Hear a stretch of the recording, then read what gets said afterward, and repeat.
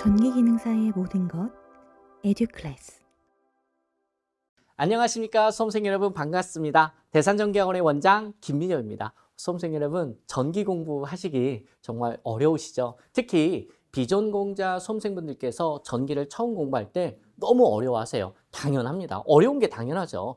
근데 그 이유 중에 하나가 바로 용어죠. 용어인데 지금 이번에 준비한 용어는요, 임피던스라는 용어예요. 근데 비전공자 수험생분들께서 이 임피던스라는 용어를 내가 이해하기에는 상당히 어려울 수가 있습니다. 그래서 최대한 쉽게 알려드리도록 할게요. 임피던스를 이해하기 위해서는 여러분 빌드업을 해야 됩니다. 그래서 저항을 알아야 되고요, 리액턴스를 알아야 돼요. 그리고 나서 마지막에 임피던스에 배울 겁니다. 딱 30분 정도 걸릴 거고요. 끝까지 시청만 해주시면 충분히 여러분들도 이해하실 것이라 생각을 합니다. 여러분들 너무 어려워하지 마시고요. 최대한 마음 편히 영상을 봐주셨으면 합니다. 지금부터 시작해 보도록 할게요. 자, 여러분들 이게 뭐였죠? 네, 전선이었습니다. 요 안에는 구리로 되어 있는 구리 전선을 제가 준비를 한 건데요. 여러분, 이 전선에 뭐가 흐르겠어요? 예, 전류가 흐를 수가 있겠죠. 그러니까 전선이라는 것은 전류가 흐르는 길이다라고 생각을 해주셔도 좋을 것 같습니다. 그럼 이번 주제는 뭐냐면, 이러한 전선이 있어. 그럼 이러한 전선의 저항값을 구해보자라는 거예요. 여러분, 저항이라는 것은 전류의 흐름을 방해하는 정도를 정수화시킨 것을 우리가 뭐라고 한다? 저항이라고 했었죠. 잠깐만. 여러분, 단위는 어떻게 쓰죠? 자, 이렇게 써서 읽을 때는 옴이다라고 했었습니다. 그러면은 이러한 전선이 있는데 이 전선의 저항값을 어떻게 구하냐? 그 공식이 있어요. 근데 공식을 어렵게 공부하지 말고 최대한 쉽게 배우고 끝내도록 하겠습니다. 여러분, 일단 전선이 길어지면 길어질수록 저항값은 커지게 되어 있어요. 자, 뭐라고요? 전선이 길면 길어질수록 저항값이 커지게 되어 있다더라. 자, 예를 들어서 제가 지금 대산전기학원 여기 노량진인데요. 자, 노량진에서 달려갑니다. 자, 달리기를 해요. 야, 열심히 달려요. 자, 달려서 서울역까지 간다고 할게요. 자, 노량진역에서 서울역까지 상당히 힘들겠죠. 자, 이 정도는 잘만 하면 천천히 걷다가 살짝 뛰다가 걷다 뛰다 하면 도착할 수도 있겠죠. 자, 근데 만약에 여기 서울 노량진역에서 자, 대전역까지 간다고 할게요. 거리가 멀어지죠? 그럼 여러분 느낌이 어때요? 그냥 가기도 싫어져. 그냥 도전도 하고 싶지가 않아. 왜 그러냐면 전선이 길어지면 저항값이 커지기 때문에 그렇다더라. 자, 되셨죠? 자, 그 다음에 여러분들께서 어떤 걸 기억해 주셔야 되냐면, 자, 전선의 굵기, 전선의 단면적하고는 여러분 저항이 어떤 관계가 있냐? 여러분, 반비례하는 관계가 있습니다. 무슨 관계? 반비례. 자, 다시 한번. 전선의 저항은 전선의 길이에 비례하고요. 여러분들, 전선의 굵기, 전선의 직경, 전선의 단면적하고는 반비례한다라는 거예요. 여러분들, 예를 들어서 제가 달릴 때요, 제가 달리는 도로의 폭이 요만큼 된다고 할게요. 달릴 수가 있겠습니까? 못 달리겠죠. 힘들어서 어떻게 달려? 그럼 도로가 넓을수록 제가 달리기가 편하겠죠. 그래서 전선이 여러분 굵으면 굵을수록, 넓으면 넓을수록 여러분 전자들이 잘 흘러갈 수가 있습니다. 그래서 반비례하는 관계다라는 것을 여러분께서 꼭 기억해 주시기를 부탁드릴게요. 이번에 배워볼 용어는 리액턴스입니다. 우리가 전기 관련 자격증 딸 때 정말 중요한 용어인데요. 여러분들 이걸 오리지널 버전으로 들어가게 되면 좀 어렵게 느껴질 수가 있어요. 그래서 최대한 쉽게 각색해서 설명을 드려보도록 할게요. 일단 이해만 하시면 되니까요. 자, 그러면은 용어를 보면 리액턴스, 영어네. 그러면은 이 리액턴스는 어떤 말이 합쳐진 거냐? 리액트하고요, 현이 붙은 거예요. 그러면은 우리 앞에만 보자. 앞에 뭐예요? 리액트죠. 그럼 리액트라는 것은 이런 뜻이죠. 예를 들어서 왼쪽에서 오른쪽으로 오는 것을 우리가 액트라고 하자. 그러면 여러분, 리액션은 또는 리액트는 그 반대 방향을 우리가 뭐라고 이야기를 해요? 리액트라고 이야기를 합니다. 그러면 이 친구는 원래 이 전류의 방향과 반대 방향이 되는 거죠. 그러면은 이 빨간색 전류를 도와주는 거야, 방해하는 거야? 방해하는 거다. 아하. 그러면 이런 느낌만 오시면 돼. 리액턴스라는 것은 전류의 흐름을 도와줄까요? 방해할까요? 방해하는 친구야. 선생님, 저항이라는 것은 저항 R이라고 했었죠. 저항 R은 전류가 흐를 때 그 전류의 흐름을 방해하는 거라면서요. 그럼 얘는 뭐예요? 얘도 전류의 흐름을 방해하는 친구다라는 거지. 그러면은 전류의 흐름을 방해하는 친구가 저항 R도 있고, 그 다음에 뭐도 있다? 리액턴스도 있다더라. 이런 이야기예요. 이해되시죠? 여러분, 장애물이, 여러분, 동그랗게 생긴 장애물도 있고, 짝대기처럼 생긴 장애물도 있겠죠? 여러 가지가 있습니다. 자, 그러면은, 오케이. 그럼 리액턴스라는 것은 전류가 흐를 때 그 전류의 흐름을 방해하는 친구를 뭐라고 한다? 리액턴스다.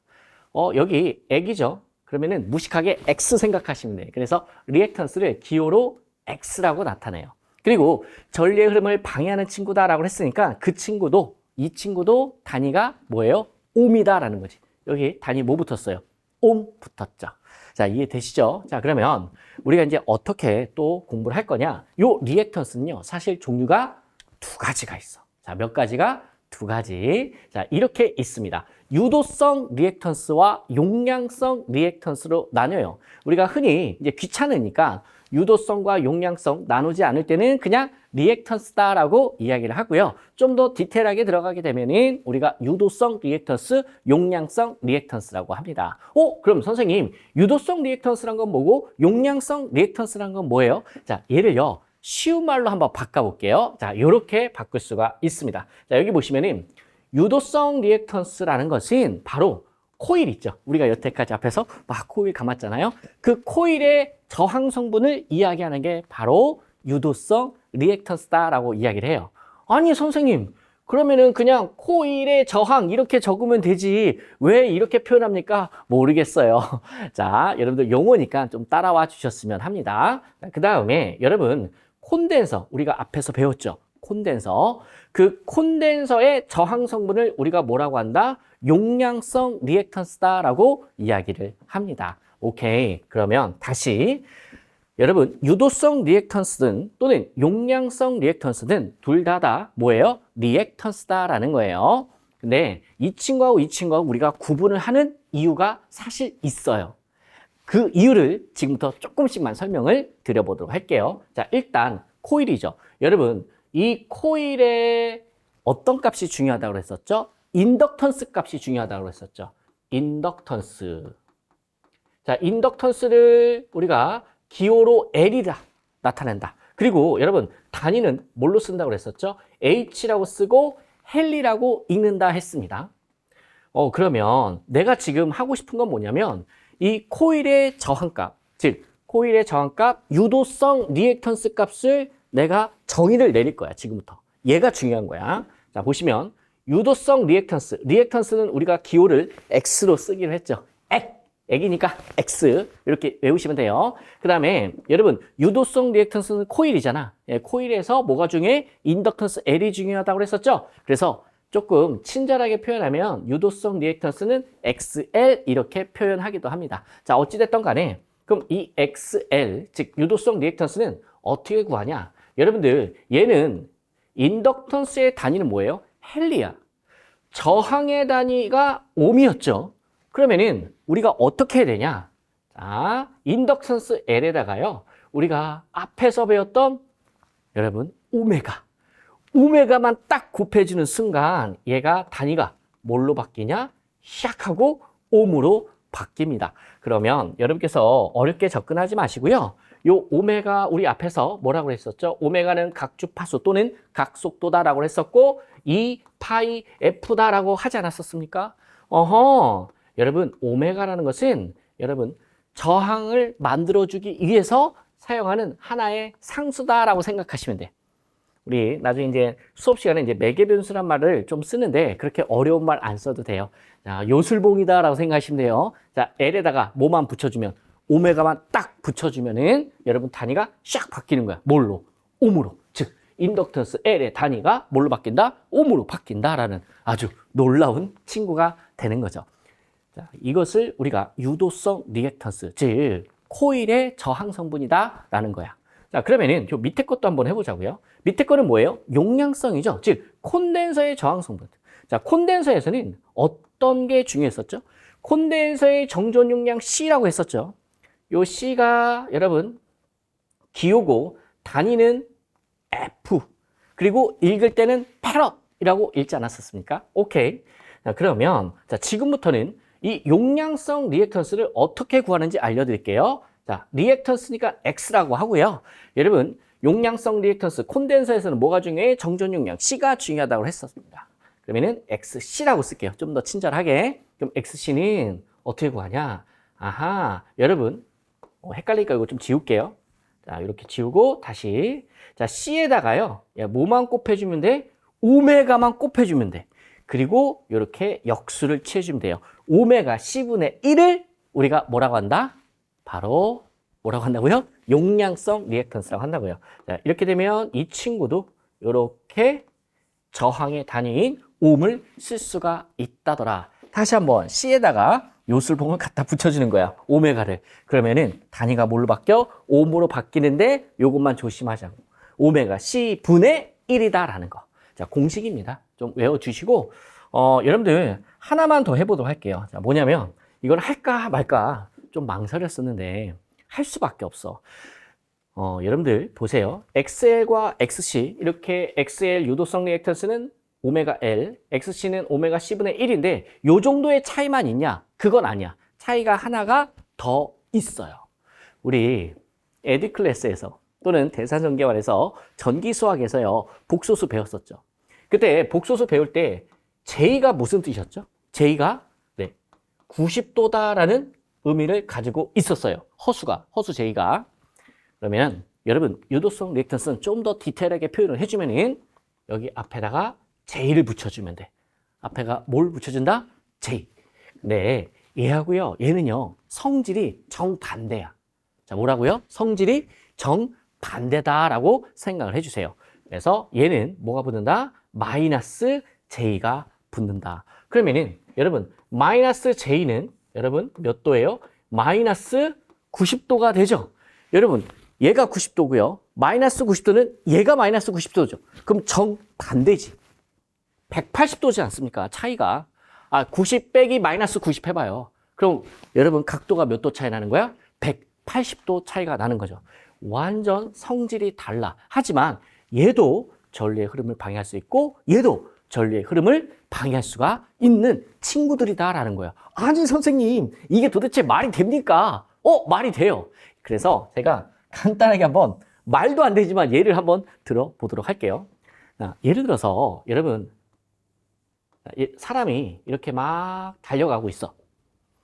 사람이 달려가고 있어. 달려가고 있는데 이제 장애물을 만나는 거지. 장애물을. 그러면은 여러분 이렇게 위로 판자가 하나 이렇게 만들어졌다고 할게요.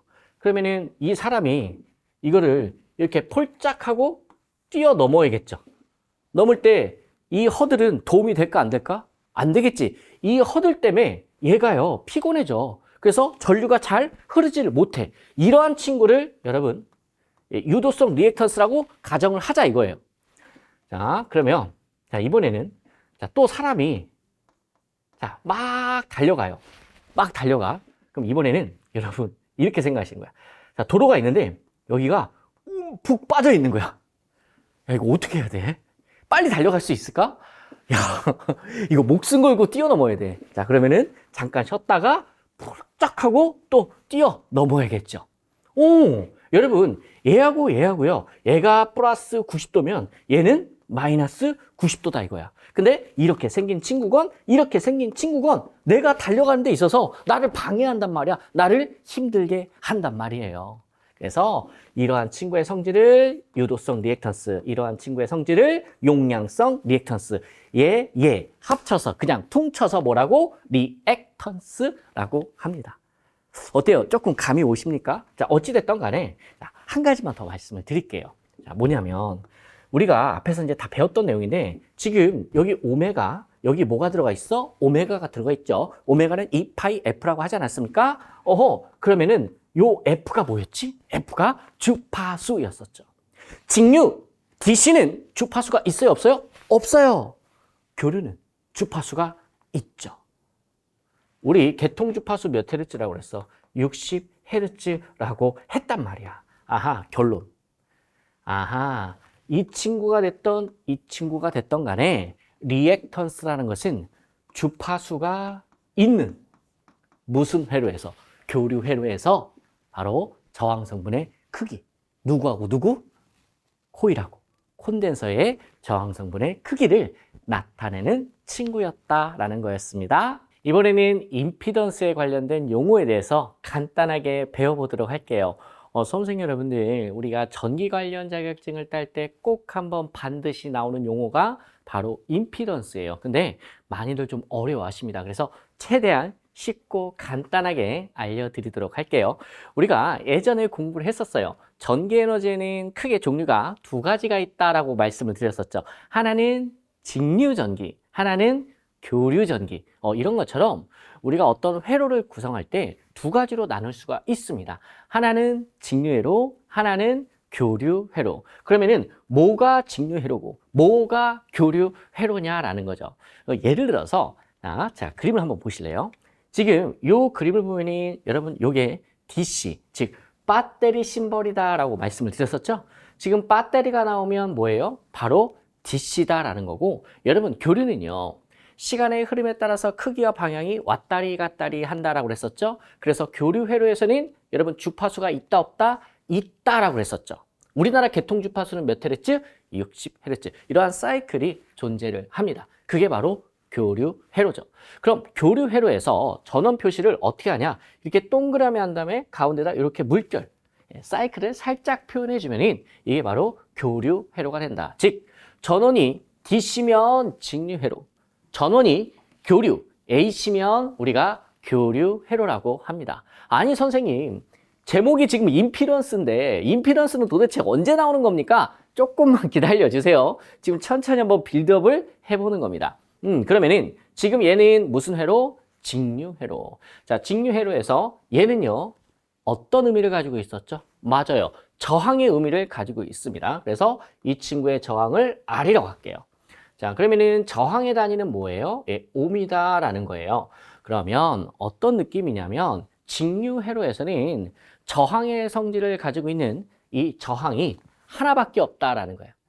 오! 근데 지금 여기 오른쪽은 뭐예요? 교류 회로죠. 교류 회로는 세 개가 보이네요. 얘가 뭐죠, 여러분? 저항. 그죠? 저항 R이야. 자, 이것도 똑같아. 자, 근데 여러분 얘를 잘 봐주세요. 얘는 뭐죠? 코일이죠. 코일도 전류의 흐름을 방해하는 그러한 성분을 가지고 있다라고 우리 이야기하지 않았었나요? 그러면서 이 코일의 저항 성분을 조금 유식하게 표현하면 뭐라고 이야기를 했었죠? 예, 유도성 리액턴스다라고 했던 거 기억나십니까? 좋아요. 여기다 한번 써볼게요. 유도성 리액턴스 XL이다라고 할게요. 자, 그 다음에 얘는 뭐죠? 콘덴서 심벌이었어요. 예, 콘덴서도 이 친구 역시 전류의 흐름을 방해하는 성질을 가지고 있단 말이에요. 걔를 조금 유식하게 표현해서 우리가 뭐라고 표현했냐? XC라고 쓰고요. 읽을 때는 용량성 리액턴스다라고 하면서 우리 앞에서 이런 얘기를 했었어. 아하, 이렇게 코일 또는 콘덴서의 저항 성분을 그냥 우리가 합쳐서 뭐라고 읽는다? 리액턴스다라고 이야기를 했었던 거. 지금 복습하는 거예요. 복습. 그러면 지금 우리가 리액턴스다라고 했을 때 여기 공통적인 특징이 뭐였었죠? 바로 주파수가 있다라는 거지. 뭐가? 주파수가 있다. 우리 다시 한번 복습할까요? 유도성 리액턴스 XL은 뭐죠? 오메가 L이죠. 여기서 오메가는 뭐다? 각 주파수. 그래서 2파이 F의 L이다. 이렇게 표현할 수도 있다라고 하지 않았습니까? 어찌됐든 간에 이 친구하고 이 친구는 여러분 주파수가 여러분 있을 때의 저항 성분을 의미한다라는 거지. 자, 반면에 직류 회로에는 직류는 주파수가 있어요, 없어요? 없단 말이에요. 그러니 직류 회로에서는 XL과 XC, 즉 리액턴스 성분이 있다, 없다? 없다. 이렇게 간주를 해도 상관없습니다. 그러면은 도대체 임피던스라는 건 뭐냐라는 거지. 아하, 거의 끝났어. 임피던스란 건 뭐냐면 교류 회로에서 이 전체 저항 성분을 퉁쳐서 뭐라고 하냐? 임피던스라고 하는 겁니다. 이해되십니까? 이해 안 되세요? 자, 여기 보세요. 강아지, 고양이, 소, 이거 합쳐서 뭐라고 하죠? 가축이라고 할 수도 있죠. 아니면 동물이라고 할 수도 있잖아. 그래서 교류 회로에서 전체적인 저항의 성분을 우리가 뭐라고 이야기를 한다? 간단하게 임피던스다라고 표현을 합니다. 이해되셨나요? 그러면은 여러분 이런 임피던스라는 용어는 직류 회로에서 나오는 거예요? 교류 회로에서 나오는 거예요? 그렇죠. 교류 회로에서 나오는 용어입니다. 자, 다시 한번 이게 직류 회로인지 교류 회로인지 판단할 때는 여러분들께서 전원을 확인하시면 되는 거야. 자, 뭐를 확인한다? 전원을. 자, 이건 뭐예요? AC. 자, 요거는 뭐다? DC다라는 거예요. 자, 그러면 지금 교류 회로에서 이 친구를 제가 한번 읽어볼게요. 저항, 유도성 리액턴스, 용량성 리액턴스. 말이 너무 길죠. 그래서 우리가 나중에 공부할 때는 이러한 회로를 뭐라고 얘기하냐? RLC 직렬 회로다라고 읽고 끝내는 거야. 아유, 말이 너무 길잖아요. 예를 들어서 저항으로 된 거, 코일로 된 거, 콘덴서로 말이 너무 길어. 그래서 귀찮으니까 RLC 회로다라고 표현을 하기도 합니다. 자, 제가 여러분 다시 한번 임피던스에 대해서 개념을 한번 정리를 도와드리도록 하겠습니다. 지금 여기 뭐라고 쓰여 있어요? 교류 회로의 임피던스다. 자, 그러면은 전원이 지금 뭐다? 예, 교류죠. 그러면은 AC야 DC야 지금 AC다 이거죠. 그럼 AC 회로에 지금 뭐만 존재하는 겁니까? 저항 R만 있는 거죠. 즉 교류 회로인데 저항으로만 되어 있을 수도 있습니다. 교류 회로라고 해서 꼭 여기에 코일, 여기에 콘덴서가 꼭 있으란 법은 없는 거야. 순수히 저항만으로도 이루어질 수가 있다더라 이런 이야기예요. 이런 걸 R만 있다라고 해서 R만의 회로다라고 표현을 합니다. 간단하죠? 그러면은 예를 들어서 지금 이 저항값이 85m라고 가정할게요. 오케이. 그러면은 이 회로의 임피던스는 몇 옴? 그치. 85 이렇게 얘기하는 거야. 자, 몇 옴? 85. 왜? 얘만 있거든. 자, 끝났어. 얼마나 간단해. 자, 그 다음에 이번에는 이러한 회로를 준비했어요. 자, 교류 전원이고요. 지금 뭐가 보여요? 예, 저항 R이 보이죠? 그 다음에 얘가 뭐가 와요? 예, 코일이지. 이거 여러분 코일이잖아요. 코일의 저항 성분을 유도성 리액턴스 XL이다 라고 하자고요. 자, 그러면은 지금 예를 들어서 숫자를 한번 넣어볼게요. 그러면 얘가 85m라고 가정하겠습니다. 그 다음에 지금 요 유도성 리액턴스의 저항 성분의 크기를 65m라고 가정할게요. 자, 그러면은 이 회로의 전체 임피던스는 얼마냐라고 물어볼 때, 자, 잠깐 조심하셔야 돼. 80 더하기 60이네요. 선생님, 140이네요. 이러면 된다, 안 된다? 절대 안 됩니다. 왜 그러냐면, 우리가 지난 시간에 리액턴스를 배울 때 정확하게 표현하려면 여기다가 플러스 J를 붙이자라고 했었어요. 그럼 플러스 J가 우리 에듀클래스에서 이야기하는 복소수 편에서 나오는 친구죠.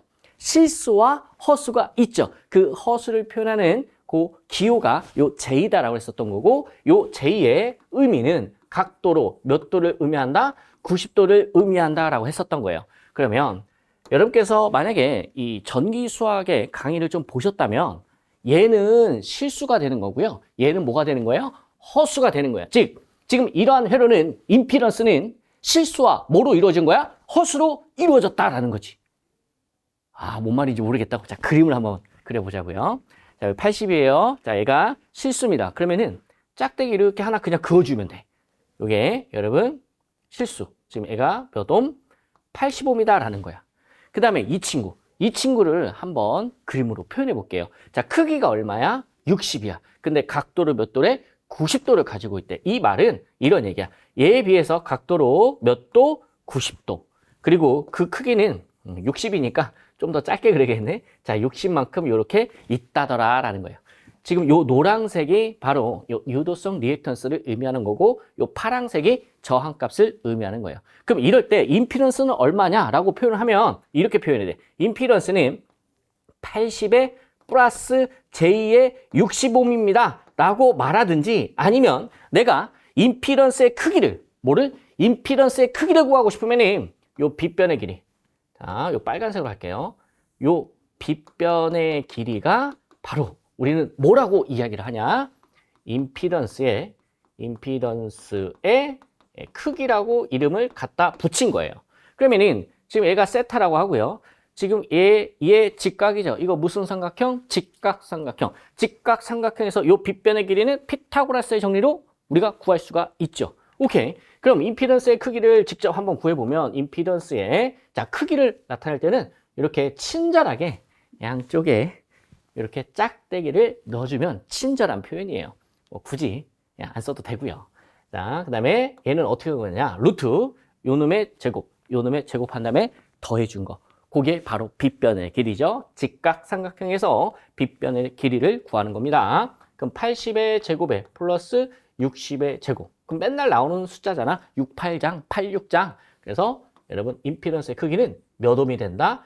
예, 100옴이 된다더라. 오케이. 그러면은 내가 임피던스는 이렇게 표현하든지 또는 우리가 임피던스의 크기를 나타낼 때는 이렇게 100옴입니다 라고도 이야기를 할 수가 있는 거예요. 그러니 코일하고 저항이 함께 나오면 이 친구에다가 뭐를 붙여주다? 플러스 J를 꼭 붙여줘서 계산을 해주시기를 부탁드릴게요. 사실 우리가 에듀클래스에서 배웠던 전기수학에서 복소수 파트가 있지 않습니까? 도대체 이 복소수를 배워서 어디다 써먹는지 어디다 써먹기는 바로 여기서 써먹으려고 그렇게 열심히 복소수에 대해서 배웠던 거예요. 복소수 아주 간단해요. 우리 전기기능사나 전기산업기사나 전기기사에서 나오는 복소수는 절대 복잡하게 나오지를 않습니다. 그 정도만 하셔도 충분히 여러분께서 시험 잘 보실 수가 있어요. 좀 말이 길었는데 좀 감이 좀 오셨습니까? 안 왔다고요? 자, 한 번 더 할까요? 자, 다시 새롭게. 이번에는 저항이 보이고요. 얘 뭐예요? 콘덴서죠. 오케이. 그러면은 지금 얘는 무엇과 무엇으로 이루어진 거예요? 저항과 콘덴서로 이루어진 교류 회로가 되는 거죠. 그럼 얘도 80옴이라고 할게요. 자, 얘도 똑같이 60옴이라고 할게요. 그러면 이 회로의 임피던스는 얼마냐라고 했을 때 140이라고 하면 된다 안 된다? 안 된다고. 그럼 콘덴서의 요 리액턴스 값을 좀 더 친절하고 자세하게 표현할 때는 여기 마이너스 뭐라고? J를 붙이자.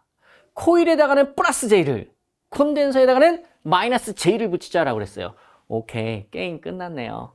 자, 그러면은 이 친구의 임피던스는 얼마냐라고 물어보면 임피던스 Z는 80에 마이너스 J에 60옴입니다 라고 얘기할 수 있는 거고, 지금 여기에서 임피던스의 만약에 크기를 내가 물어본다. 이 회로 전체의 저항 성분의 크기를 내가 구하고 싶다라고 하면 똑같이 얘도 여러분 직각삼각형이 그려지겠죠. 안 그려진다고요? 그려질 거예요. 자, 해볼까요? 자, 지금 얘가 85mm라고 할게요. 그리고 이번에는 뭐예요? 마이너스 J60이니까 밑으로 자, 이렇게 뭐 화살표가 있으면은 자, 밑으로 이렇게 흰색으로 그릴게요. 그럼 얘가 얼마야? 마이너스 J에 65mm라는 거지. 그러면은 요 크기는 요 빗변의 길이, 요 빗변의 길이가 바로 뭐가 되는 거예요? 임피던스의 크기가 되는 거고, 딱 봐도 여러분 얘도 뭐예요? 직각삼각형이잖아. 얘가 90도를 의미하기 때문에 무조건 직각삼각형만 그려지게 되어 있어요. 오케이. 그러면은 여러분 임피던스의 크기는 어떻습니까? 80의 제곱에 플러스 60의 제곱이죠. 마이너스는 제곱을 해도 무조건 플러스가 나옵니다. 모른다고요? 모르시면 안 돼. 자, 그럼 얘도 얼마야? 예, 100옴이다라는 거죠.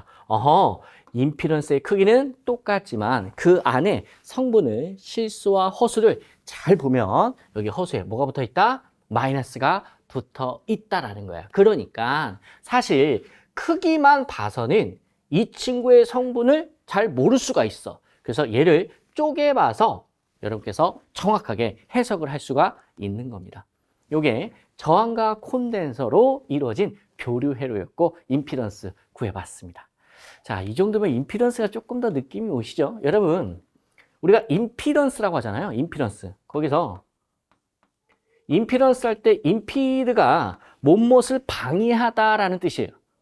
그리고 던스, 여러분 상태, 어떤 상황을 이야기해주는 전미사 아닙니까? 영어로 굳이 이야기한다면. 그러니까 어찌됐든 간에 아니 임피드 자체가 무슨 의미를 가지고 있다고요? 무엇을 방해하다. 즉 전리의 흐름을 방해하는 그 모든 성질을 우리가 교류 회로에서는 뭐라고 퉁쳐서 이야기한다? 임피던스라고 퉁쳐서 이야기를 한다더라.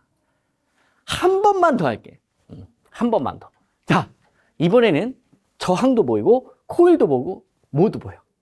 콘덴서도 보이죠? 자, 계산해 볼게요. 예를 들어서 얘가 80옴이야. 자, 얘가 여러분 100옴이라고 할게요. 100옴. 그리고 이 친구가 40옴이다 라고 할게요. 그럼 전체 임피던스는 얼마예요? 라고 물어보면 선생님 이거 쉬운데요? 220옴인데요? 라고 하면 돼, 안 돼? 안 된다고. 지금 저항하고 얘하고 있을 때 정확하게 표현하려면 여러분 얘는 뭐예요? 플러스 J고 얘는 뭐예요? 마이너스 J다 라는 거야. 그래서 우리가 임피던스를 한번 합성해 볼게요. 구해보면은 80에 플러스 J에 100 마이너스 J에 뭐가 되는 거예요? 예, 40옴이 된다라는 얘기죠. 그러면 실수는 실수끼리, 허수는 허수끼리 계산하자고 우리 복소수 파트에서 배웠죠. 그러면은 얘는 어디에 들어가는 거야? 실수에 들어가는 거고 이 친구는 바로 허수에 들어가는 거죠. 그러면 실수 80밖에 없으니까 80 그대로 내려오고 얘하고 계산만 해주면 되네. 그럼 같은 종족이잖아요. 그죠? 이해되십니까? 다만 부호가 어때? 달라 이거지. 그 안에서도 파가 나뉜 거야. 이해되세요? 자, 그러면은 얼마가 돼요? 자, 줄겠죠? 마이너스가 붙었으니까. 그럼 플러스 J의 65이다 라는 겁니다. 그러면 한 번 더 할게. 임피던스의 크기는 루트 80의 제곱에 플러스 60의 제곱. 자, 그럼 68 얼마? 100옴이 나옵니다. 여러분, 수많은 회로 중에서 극단적인 이러한 예를 하나 들어드리면서 한번 보여드린 거예요.